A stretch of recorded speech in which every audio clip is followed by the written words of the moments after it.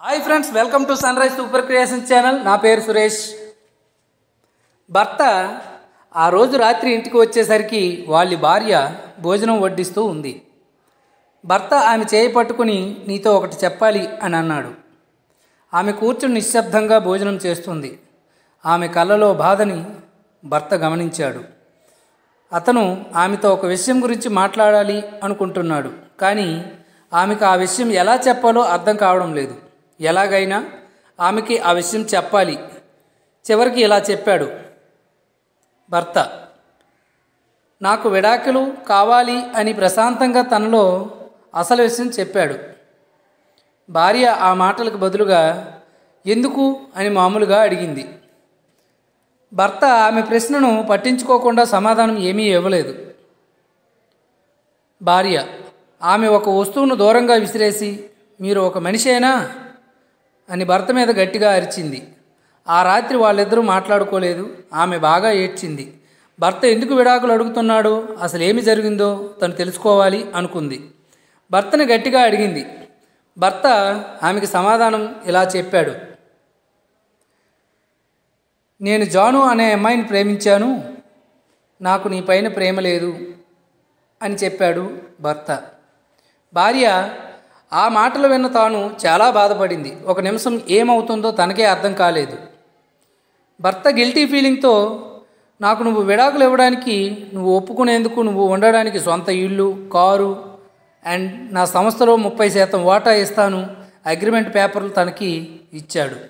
భార్య చాలా కోపంతో ఆ పేపర్లను చింపేసింది. ప్రేమను ఎప్పటికీ కొనలేరని గట్టిగా ఏడ్చేసింది. భర్తగా తన లైఫ్లో ఒక తెలియని వ్యక్తిలా ఆమె జీవితంలో 10 సంవత్సరాలు ఉన్నాడు. అతని భార్య సమయం వృధా చేశాడని బాధపడుతున్నాడు. అతను తన భార్యను అర్థం చేసుకునే ప్రయత్నం ఎప్పుడూ చేయలేదు. కానీ అతను జానును మాత్రమే ప్రేమిస్తున్నాడు. ఏడుస్తున్న తన భార్యను చూస్తే అతనికి జాలి వేసింది. ఆ విడాకులు రావడానికి కొన్ని వారాలు పడుతుంది.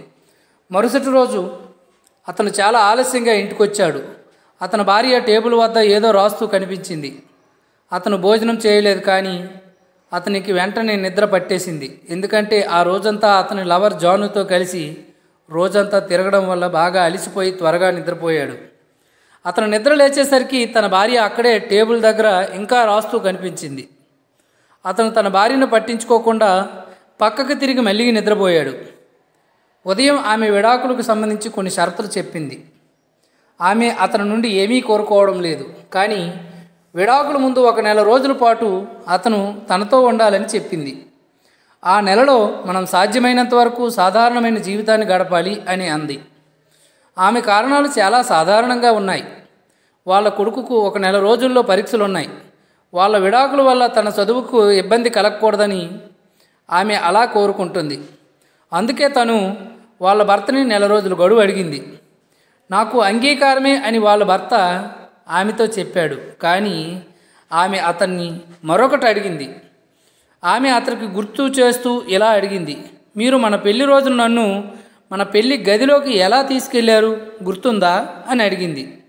ఆమె ఈ 1 నెల రోజుల వ్యవధిలో ప్రతిరోజు ఉదయం ఆమెని ఎత్తుకుని వాళ్ళ బెడ్రూమ్ నుండి హాల్ వరకు తీసుకెళ్లాలని కోరింది. అప్పుడు అతడు ఆమెకి మతిపోయిందా అని అనుకున్నాడు. వాళ్ళు కలిసి ఉండే చివరి రోజుల్లో తాను అతన్ని అడిగిన చివరి కోరిక కదా అని తన భార్య చెప్పిన దానికి ఒప్పుకున్నాడు.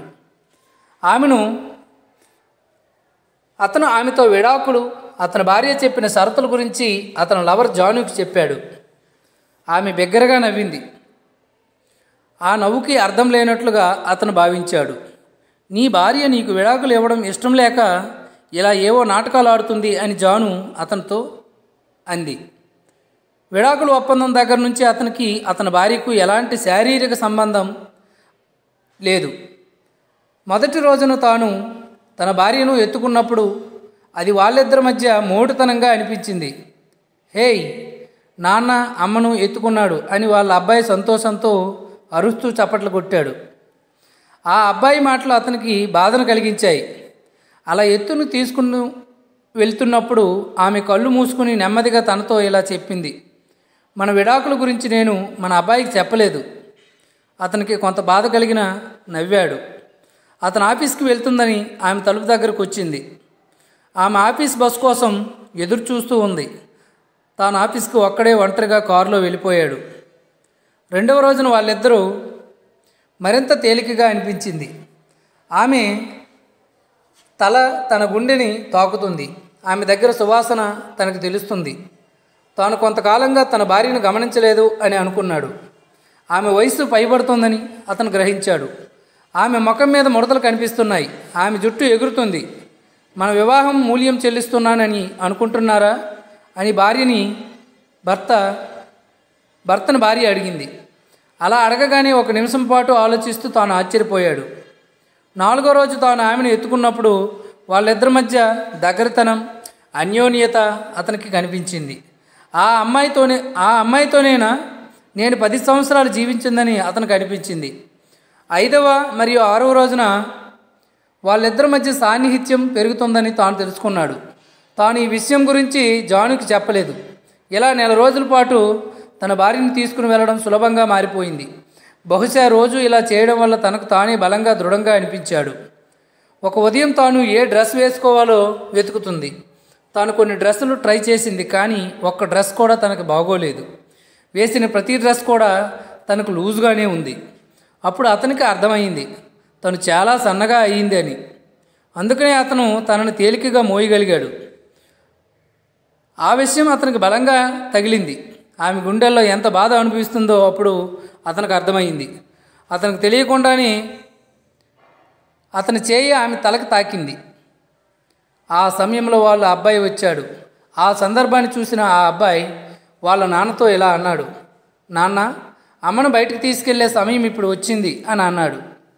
ఇలా వాళ్ళ నాన్న వాళ్ళ అమ్మని అలా చూసుకోవడం ఆ అబ్బాయి జీవితంలో విలువైన అపురూపమైనటువంటి సంఘటన. అతని భార్య వాళ్ళ అబ్బాయిని ఆమె దగ్గరికి రమ్మని సైగ చేసింది. వాడు వాళ్ళ అమ్మ దగ్గరికి వచ్చాడు.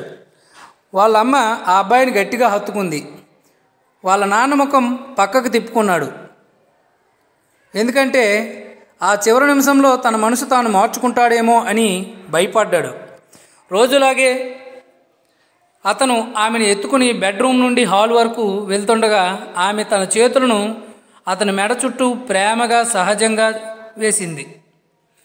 అతను ఆమెను గట్టిగా పట్టుకున్నాడు, అచ్చం వాళ్ళ పెళ్లి రోజులాగా. కానీ ఆమె చాలా తేలికగా ఉండడం వలన అతనికి చాలా బాధ అనిపించింది. చివరి రోజున అతను ఆమెను తన చేతులతో ఎత్తుకున్నప్పుడు అతను ఒక్కో అడుగు వేయడానికి తనకు చాలా భారంగా అనిపించింది. వాళ్ళ అబ్బాయి స్కూల్కి వెళ్ళిపోయాడు. అతను వాళ్ళ భార్యను మరింత గట్టిగా పట్టుకుని తనతో ఇలా చెప్పాడు, మన జీవితంలో సాన్నిహిత్యం, అన్యోన్యత లోపించాయి అని చెప్పాడు. తరువాత అతను ఆఫీస్కి వెళ్ళిపోయాడు. కారు నుండి వేగంగా దిగి డోర్ కూడా వేయకుండా ఆఫీస్ లోపలికి వెళ్ళాడు. అతనికి భయమేసింది. ఎందుకంటే ఆలస్యం అయ్యే కొద్దీ తన మైండ్ మళ్ళీ చేంజ్ అయిపోతుందేమో అని. అతను జాను ఉండే క్యాబిన్కి వెళ్ళాడు.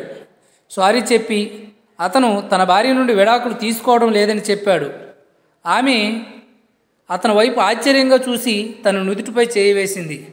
నువ్వు బాగానే ఉన్నావు కదా అని అడిగింది. అతను తన నుదుటి మీద ఉన్న ఆమె చేతిని తీసి, సారీ జాను, నేను నా భార్య నుండి విడాకులు తీసుకోవడం లేదు. మా వివాహ జీవితం నాకు విసుగుగా అనిపించేది. ఎందుకంటే నాకు తనకి ప్రేమ విలువ, గొప్పతనం తెలియలేదు. మేమెప్పుడు ప్రేమగా మాట్లాడుకోలేదు. అందుకే మాకు ఎలా కలిసి జీవించాలో అర్థం కాలేదు. ఎప్పుడైతే నేను తనని అలా ఎత్తుకుని వెళ్ళడం మొదలుపెట్టానో అప్పుడే నాకు అర్థమైందని చెప్పి చనిపోయేదాకా నేను తనని అలాగే చూసుకుంటాను, అచ్చం మా పెళ్లి రోజులాగానే అని జానుకు చెప్పాడు. జాను హఠాత్తుగా లేచి అతను ఒక చెంప దెబ్బ కొట్టింది. ఏడుస్తూ తనని బయటికి పంపి తలుపు వేసుకుంది. ఇంకా అతని ఇంటికి వెళ్తూ దారిలో పూల దుకాణం వద్ద తన భార్య కోసం ఫ్లవర్ బొకే ఆర్డర్ ఇచ్చాడు. కార్డు మీద ఏమి రాయాలి అని ఆ సేల్స్ గర్ల్ అతను అడిగింది.